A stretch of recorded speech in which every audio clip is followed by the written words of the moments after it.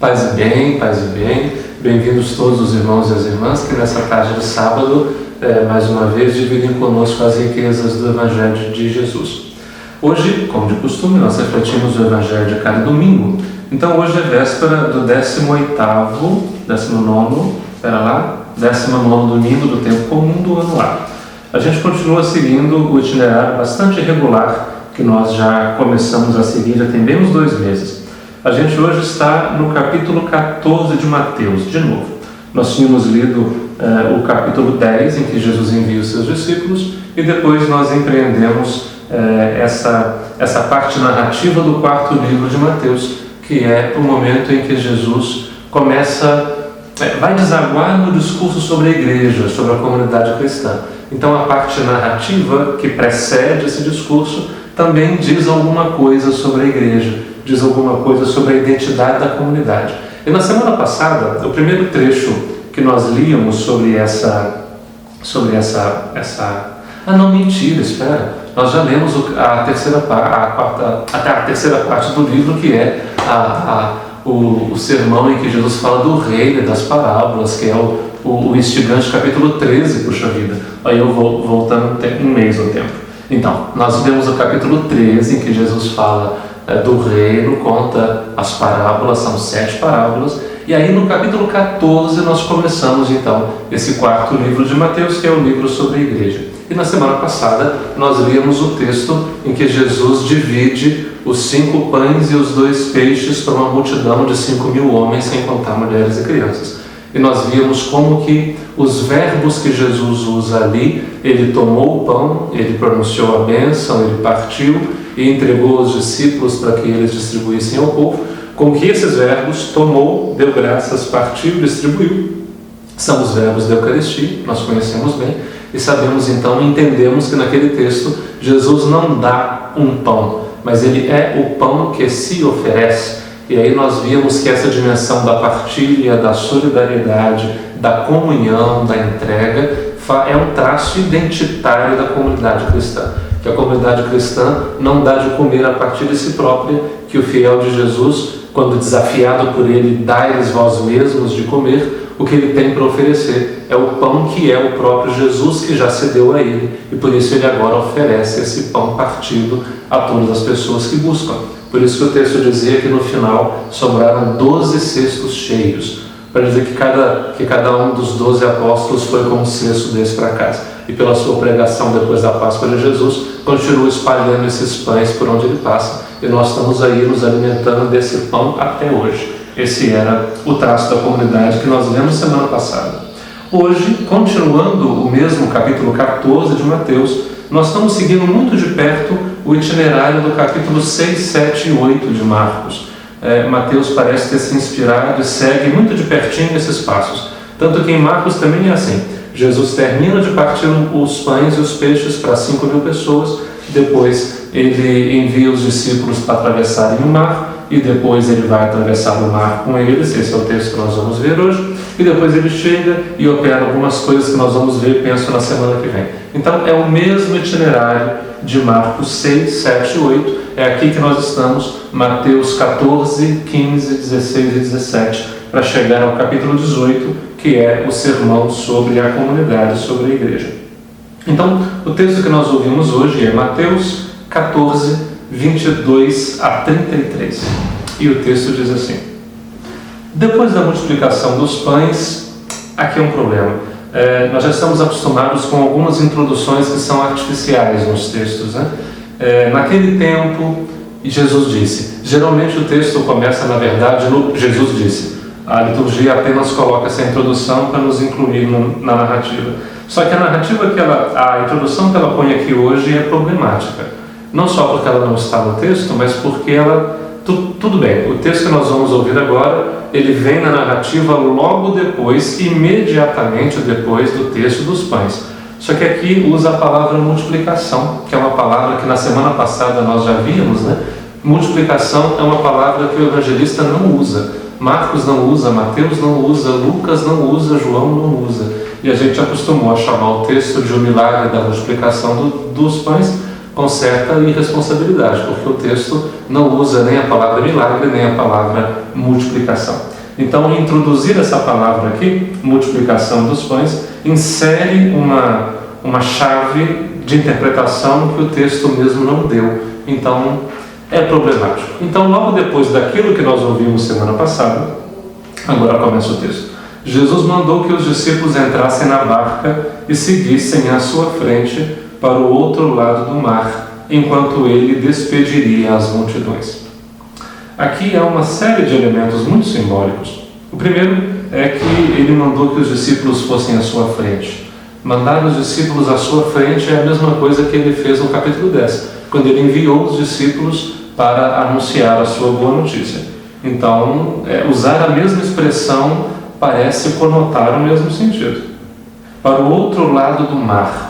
Um texto que traz travessia de mar, travessia de rio, transposição de montanha, travessia de deserto, geralmente são textos no Evangelho que querem nos inserir na travessia, na grande travessia da Igreja Nascente, que era a travessia da fé pascal. Não foi fácil para eles, como às vezes não é fácil para nós, fazermos a travessia da fé pascal. Sair de um lado onde nós estamos aparentemente seguros e confortáveis, para um outro lado ainda incerto, para onde a fé nos conduz, para uma compreensão diferente, para convicções diferentes, para olhares diferentes, para perspectivas diferentes, para esperanças novas. Essa travessia da fé pascal, ela é sempre o desafio fundamental para eles e para nós. E não é difícil, porque pense na comunidade nascente, e eles foram de barco. O barco é dos símbolos mais antigos para a igreja. Nós vamos encontrar já representações muito antigas da igreja como um barco. E é muito significativo que seja assim, porque um barco, ele já deixou para trás a segurança da terra firme, ele deixou para trás a segurança do porto, de modo que os antigos entendiam que mergulhar no mistério da fé e do seguimento de Jesus era como entrar num barco, tirar os pés da dureza da terra firme para colocá-lo agora numa travessia que em si mesma é incerta. Um barco não tem um caminho certo. Um barco navega ao sabor das águas e dos ventos e depende da perícia de ser guiado pelo caminho que ele aposta que é o caminho certo. Talvez a comunidade seja realmente assim. A comunidade seja um barco que navega sobre o mar do mundo, buscando encontrar nas águas e no ritmo das águas do mundo qual é que é o seu caminho e o seu rumo da travessia apontado pelo seu Senhor. Para um barco também você não leva todas as coisas. Assim, não existia avião, você não poderia dizer que era uma viagem de avião também, que lá também você não leva o que você quer. Um barco tem restrições de bagagem, de peso, de balanceamento, há uma série de cuidados. Implica deixar para trás algumas coisas, implica renunciar àquilo que não é essencial, implica deixar para trás aquilo que só pesa, mas que não tem realmente utilidade para o caminho. Entrar no caminho da comunidade, no seguimento de Jesus, também implica essa dinâmica de deixar para trás, de fazer as contas sobre aquilo que realmente interessa, sobre aquilo que é realmente essencial, e saber deixar para trás aquilo que pode ser deixado, e ter a sabedoria de levar aquilo que é realmente importante. Então é bonito que seja um barco, o sinal da comunidade. Agora, para a comunidade nascente, nós conseguimos bem imaginar isso, não era fácil, porque corria uma esperança, por exemplo, de que na chegada do Messias a vida seria finalmente tirada desse tempo cheio de contradições que é a história e mergulhada num novo tempo, num outro tempo muito diferente. Um tempo em que não haveria mais lágrima, um tempo em que não haveria mais dor, um tempo em que nós finalmente seríamos colocados naquilo que Deus sempre quis para nós quando nos fez. E aí Jesus veio, foi morto, os seus criam e acreditavam e pregoavam a sua ressurreição. Só que a vida não ficou mais fácil por causa disso. Muito pelo contrário, a vida ficou ainda mais dura, parece, porque começam as perseguições, o mar continua agitado na vida, a travessia continua longa, a noite da vida continua escura e difícil de ser atravessada.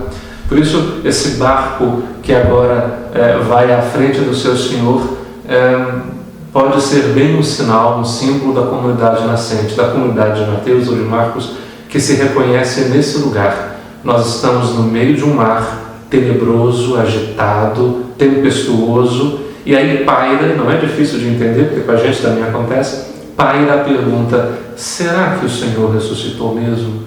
Será que nós estamos dizendo que cremos nele, nós estamos dizendo que ele está conosco, mas será que ele está mesmo? Ou será que nós não entramos numa grande roubada quando nós afirmamos e aderimos a ele com todo o nosso coração? Ou será que nós não fomos enganados e estamos aqui agora sozinhos e perdidos no meio do mar? Que é a pergunta que a gente faz também. Me lembro, todo mundo se lembra, com certeza, do dia 27 de março, quando o Papa Francisco deu a bênção sobre a cidade e o mundo, aquela cena arrepiante daquele homem idoso atravessando sozinho a Praça de São Pedro deserta, debaixo de chuva, e aí lá fazendo a oração ofegante, ele tem um pulmão só, né? Fazendo a oração ofegante, e depois pregando exatamente sobre esse texto da travessia do mar. E ele começava dizendo: nós também estamos numa noite escura há algum tempo, falando da pandemia e de tudo isso que nós estamos vivendo. Veja, esse sentimento de ver-se abandonado numa noite escura, no meio do mar, no meio da tempestade, esse não é um sentimento que é exclusivo nosso desse momento. Os primeiros cristãos também passaram por isso. A novela de Jó, do Antigo Testamento, também narra uma grande tempestade pela qual essa personagem Jó passa, até que o texto, lá pelo capítulo 30, interrompe as lamentações e diz: foi quando Deus falou a Jó no meio da tempestade. Assim como Jesus aqui falará aos seus discípulos no meio da tempestade: não tenha medo, coragem, sou eu. Naquele texto que o Papa Francisco lia, ele dizia: por que tendes tanto medo, homens de pouca fé? Por quê?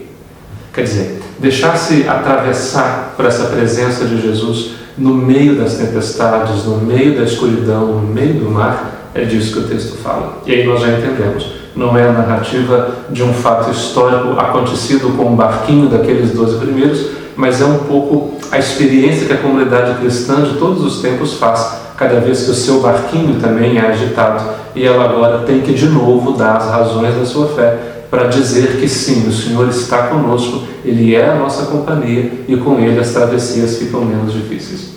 Mas muito bem, Jesus então enviou os seus discípulos para que seguissem à sua frente para o outro lado do mar, enquanto ele despediria as multidões. Lembre-se que ele partiu o pão na beira do mar na semana passada. Depois de despedi-los, Jesus subiu ao monte para orar a sós.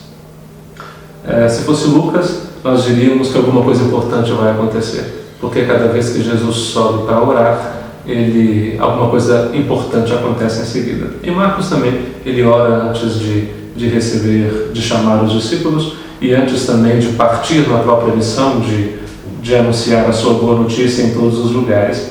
Aqui, o interessante que eu acho é perceber como que os evangelhos dão notícia de Jesus como um homem de oração, como um homem que também ele nutria essa intimidade com o Pai a sós, assim como ele quer que seus discípulos nutram com ele uma intimidade a sós. Enfim, a noite chegou e Jesus continuava ali sozinho. A noite chegou mais do que uma referência temporal, é uma referência de sentido, é uma referência existencial. O fim de tarde no Evangelho trará sempre a memória da crucificação.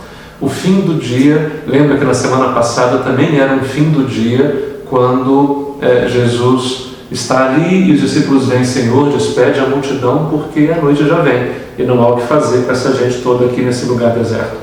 E aí eu dizia a vocês que o fim do dia é sempre essa hora de tomar a decisão, porque afinal de contas, se a noite vai chegar, não tem mais luz, não dá mais para trabalhar, então o que está feito, o que não está feito agora é só amanhã. Aqui a noite chegou, ou seja, o tempo se acabou. Jesus continua ali, sozinho. E a barca, porém, já longe da terra, era agitada pelas ondas, pois o vento era contrário. Eles estão em Tiberíades, no mar da Galileia, no mar de Genezaré. Se eles estão atravessando no trecho mais estreito, são 13 quilômetros. Já não dá para ver bem de uma margem na outra. Então dá para admitir que no meio do mar e o meio do mar é aquele lugar em que você, quer dizer, tanto faz agora para frente ou para trás, o jeito é prosseguir. Porque voltar atrás significa o mesmo tanto de caminho que é para frente. E algumas situações da vida são assim, elas nos alcançam no meio do mar. de modo que voltar atrás já não é mais uma opção. O jeito é continuar seguindo, ainda que a noite seja escura e a tempestade seja assustadora. Então, mas veja o símbolo. Jesus está na terra sozinho e a comunidade está no meio do mar, no meio da tempestade. Esse é o sentimento da comunidade nascente. Nós estamos aqui, o Senhor nos deixou sozinhos e quem sabe Ele continua lá morto, e essa fé no ressuscitado que nós carregamos talvez seja só uma fantasia do nosso desejo de não nos sentir sozinhos. Será que Ele está realmente conosco? Será que Ele está no mesmo barco que nós? Ou será que Ele só de longe nos olha e nos vê naufragar nas tempestades da vida? A barca, porém, já ia longe, era agitada pelas ondas, pois o vento era contrário. Pelas 3 horas da manhã, a expressão no texto original não é 3 da manhã, é na última vigília da noite, na 4ª vigília. Eles marcam a noite por vigílias. Uma das 6 da tarde às 9, vamos dizer assim, cada vigília são 3 horas, né? Então, como a noite, em tese, didaticamente, dura 12 horas, do entardecer ao amanhecer, então na 4ª vigília, já naquela madrugadinha, já é quando o dia se prepara para amanhecer.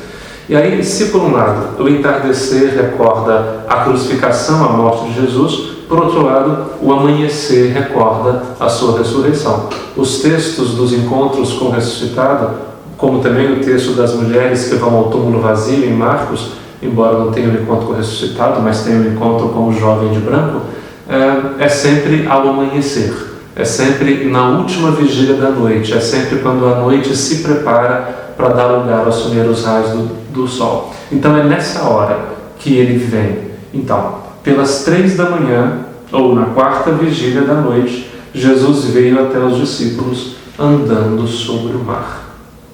E será sempre assim. Quando Ele vier ao nosso encontro e quando Ele se aproximar de nós, quando estivermos no meio da tempestade, ali será o começo do amanhecer. Assim como para as primeiras comunidades, cada momento em que diante das perseguições elas sentiam de novo a segurança e a esperança da presença do seu Senhor, ali era a 4ª vigília da noite. Já não era a noite funda, aquela noite sem fim, mas já era a noite quando se prepara para dar à luz a manhã que vem. Então Jesus veio andando sobre o mar, andando exatamente sobre aquela realidade que os assusta, andando exatamente sobre aquela realidade que sacode a barca. E isso é interessante, porque o mesmo mar que sacode a barca é o mar sobre o qual Jesus caminha. Então a igreja ia entendendo que não era para esperar a presença do seu Senhor de outro lugar, senão exatamente daquelas situações de conflito onde ela se encontrava, e que é exatamente ali, do meio da tempestade, assim como foi com Jó, e Deus falou a Jó, do meio da tempestade, assim também a igreja, a comunidade primitiva aprendeu a encontrar a presença do seu Senhor, exatamente nos balanços e nos saculejos das suas tempestades. E aí, qualquer hora que ele vier ao nosso encontro, já será o começo do amanhecer, será a sua ressurreição. Assim como o texto da ressurreição diz que era o primeiro dia da semana, é claro, assim como é a primeira hora do dia, do amanhecer, quando nós nos encontramos com Ele, é o primeiro dia de um novo tempo na vida, é o primeiro dia de um novo tempo, de uma nova criação, de uma nova esperança. Quando os discípulos o avistaram andando sobre o mar, ficaram apavorados e disseram: é um fantasma, e gritaram de medo. A narrativa chega a ser cômica de tão... Mas o medo é um negócio que nos deixa meio infantilizados mesmo, né? A gente, quando tá com medo, a gente recorre a aquelas postura de corpo, mas também as posturas existenciais mais primitivas, de busca de aconchego, de busca de colo, de busca de proteção. Quando está armando chuva, a gente quer chegar em casa. Quando o dia está escurecendo, a gente está cansado, a gente quer se encontrar com quem a gente confia. E quem já precisou muito de colo e já encontrou, sabe o valor que o colo tem. Então, gritaram de medo. Jesus, porém, logo lhes disse: coragem, sou eu, não tenhais medo. Coragem, sou eu, não tenhais medo. Talvez seja a expressão que a gente encontra com mais frequência e com mais insistência em todos os textos da tradição bíblica: não tenhais medo, coragem, sou eu. Veja que o texto não diz: não tenhais medo, a tempestade vai passar. Não tenhais medo que o dia vai amanhecer. Não tenhais medo por uma razão qualquer. Não, a razão é uma só: sou eu.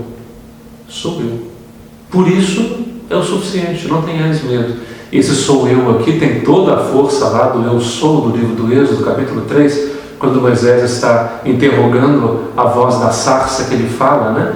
E aí a voz fala que eu ouvi o clamor do meu povo, eu vi o seu sofrimento, eu conheço a sua vida, por isso eu desci para libertá-lo. E aí Moisés pergunta: mas e se eles me disserem, me perguntarem que nome tem esse Deus, o que eu vou dizer a eles? Ele diga, e aí o texto diz: eu sou aquele que sou, por isso eu sou enviou-me a vós, assim dirás. É claro que eu sou, para nós que já somos dessa linguagem tão filosófica, esse eu sou acaba tomando caracteres muito ontológicos, mas não é isso. Lembre-se que o verbo ser e o verbo estar, o verbo haver, o verbo existir, tanto no grego como no hebraico, como em algumas línguas modernas, é o mesmo verbo. Então, em português nós temos essa distinção de ser e estar nesse sentido, né? De que o ser é uma coisa permanente, o estar é uma coisa temporária, entre outras tantas conotações. Em grego não é assim. Então, eu sou pode ser muito bem eu estou. Mas eu estou aonde? Estou aqui. Não tenhas medo, eu estou aqui com vocês. A pergunta deles era: será que nós estamos realmente sozinhos no meio do mar? A resposta de Jesus: não tenhas medo, coragem, eu estou aqui. Assim como no livro do Êxodo, também o nome de Deus pode ser: eu estou aqui, eu vi, eu ouvi, eu conheço, eu desci, portanto o meu nome é esse, eu estou aqui. O meu nome é presença, o meu nome é companhia nos caminhos da história. Então, eu sou, não tenhais medo, coragem. Eu sou, se for no sentido também de existir, não tenhas medo, porque eu continuo existindo ao lado de vocês. Eu estou aqui e permaneço ao lado. E aqui entra um dado que não tinha em Marcos, que é o diálogo com Simão Pedro. Em Mateus, Simão Pedro tem um papel muito especial. E aí, sobretudo nesse quarto livro, que é o livro da igreja, nós vamos ver que Simão Pedro tem um papel de preponderância. Então Mateus inclui aqui um diálogo com Simão Pedro que em Marcos não tinha. Versículo 28. Então Pedro lhe disse: Senhor, se és tu, manda-me ir ao teu encontro caminhando sobre a água. E Jesus respondeu: vem. Pedro desceu da barca e começou a andar sobre a água em direção a Jesus. Mas quando sentiu o vento, ficou com medo e começou a afundar. E gritou: Senhor, salva-me. Jesus logo estendeu a mão, segurou Pedro e lhe disse: homem fraco na fé, por que duvidaste? Veja que a questão aqui, Pedro, segundo os relatos, era pescador, não devia ter medo de água, né? A questão não é essa. Lembre-se que o relato é a travessia da fé, para dizer que mesmo ele, que depois vai ser configurado como aquele que dá a unidade da igreja com a sua confissão de fé, esse que tem esse lugar de liderança dos discípulos, ele também tem que fazer a sua travessia da fé. Ninguém está imune disso. Ninguém está dispensado dessa travessia. E se Simão Pedro, assim como todos nós, ele também tem que fazer o seu caminho de amadurecimento, de transformar o seu medo em esperança, de transformar a sua dúvida em fé. Não que a dúvida seja inimiga da fé, mas para dizer que aquela dúvida que nos põe tão reticentes, aquele medo de errar tão grande que nos impede de tentar. Isso tem que ficar para trás. Essa postura de covardia diante da tempestade tem que ficar para trás. Pedro também tem que aprender a confiar de que não é ele só, mas é o próprio Senhor que chama e diz: vem. E se o Senhor diz: vem, por mais que a tempestade seja grande, você não tem que ficar imobilizado pelo medo. Assim que subiram no barco, o vento se acalmou. É claro, veja que não amanhece. O mar continua fundo, mas só de saber que Jesus está no barco, isso já torna o vento mais brando. Assim também com a gente. Às vezes, saber que Ele está no barco não resolve os nossos problemas, A gente continua tendo que enfrentar todos eles e cada um deles, mas saber que nós não estamos sozinhos já muda tudo, já nos torna mais capazes de encará-los nos olhos. Os que estavam no barco prostraram-se diante dele, dizendo: verdadeiramente, tu és o Filho de Deus. É a mesma confissão de fé que vai aparecer no capítulo 16, quando de novo num diálogo com Simão Pedro, com os discípulos, Simão Pedro vai responder: tu és o Messias, o Filho do Deus vivo, ele vai acrescentar.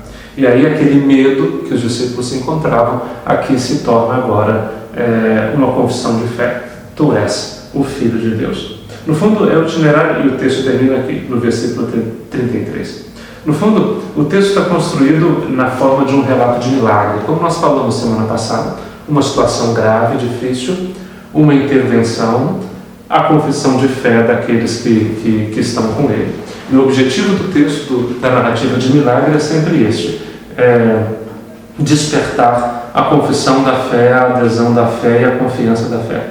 Por isso, o importante é passar de um lado do mar ao outro, passar da escuridão à manhã que nasce, passar do medo do meio da tempestade até a segurança do vento amainado de saber Ele está conosco no nosso barquinho, atravessando esse mar difícil. É engraçado como que alguns textos tomam essas caras, e desde que Francisco o Papa, deu a esse texto da travessia do mar o sentido desse momento que nós estamos vivendo, para mim o texto ganhou essa cara. E cada vez que eu leio esse texto, seja na oração pessoal, seja na liturgia, eu me lembro das palavras dele. Por que tens tanto medo? Coragem, não tenhais medo, sou eu. E que esse momento então de travessias, e cada qual sabe bem quais são as suas, tem essa travessia grande de nível global que nós todos estamos fazendo, mas tem também as travessias pessoais de cada um, da história de cada um, que em todas essas travessias nós sejamos capazes de encontrar a presença do Senhor que nos vem, não de fora, mas que nos vem do meio da tempestade. E que no meio da tempestade, sendo capazes de vê-lo, nós possamos ouvir a sua voz que de novo nos diz: coragem, não tenhais medo. Por quê? Porque sou eu. E sabendo que Ele está conosco, que nós possamos, com a confiança e com a coragem de discípulos dele, e segundo, ao colocar esse texto aqui, Mateus nos diz que esse é um traço da comunidade, que essa confiança da fé da comunidade cristã possa ser também para nós uma esperança de fé, para que nós também, como comunidade que somos, possamos fazer a travessia, as grandes travessias de nossa vida, sem perder nunca a esperança naquele que nos chamou e que nos colocou nesse barco, mesmo que as noites sejam longas e mesmo que as ondas se encrespem. Coragem para nós. É Ele que nos diz. Paz e bem.